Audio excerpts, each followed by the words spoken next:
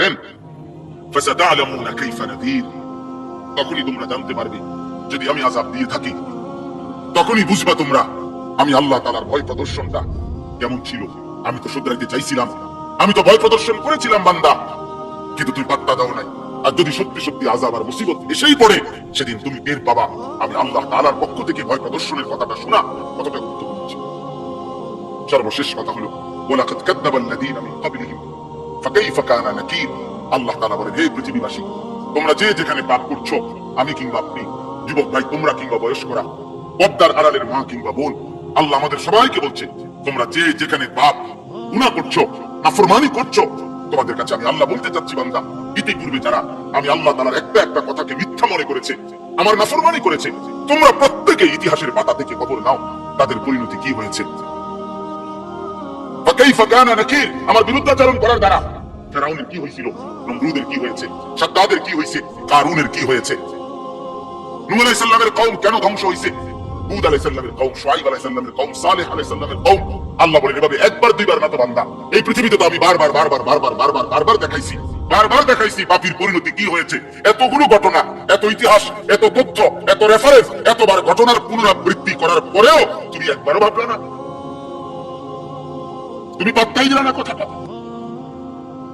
আল্লাহ আমাদেরকে বুঝ দান করেন। অতএব আজকে সমস্ত কিশোর যুবক ছেলে বাবা সবার কাছে আমার অনুরোধ, প্রিয় ভাই,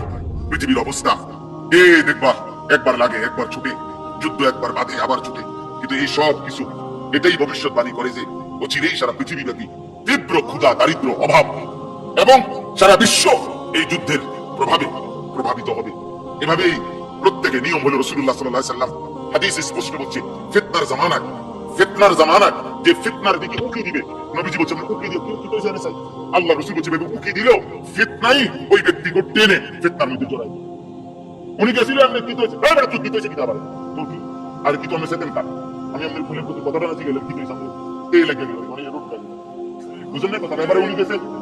এবারে উনি গেছে আও কিছে, এবারে মানে উকি দিছে, উনি শুধু ঘটনাটা শুনতে চাইছেন আর উকি করে দিছে।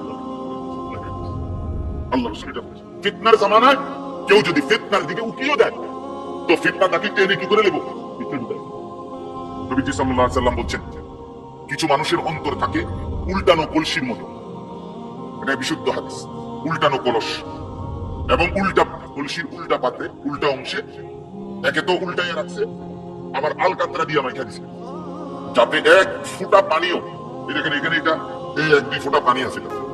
একটু আগে পানি পড়লো যে এটা হলো এই কাগজটা শোষা একটু নরম, এই জন্য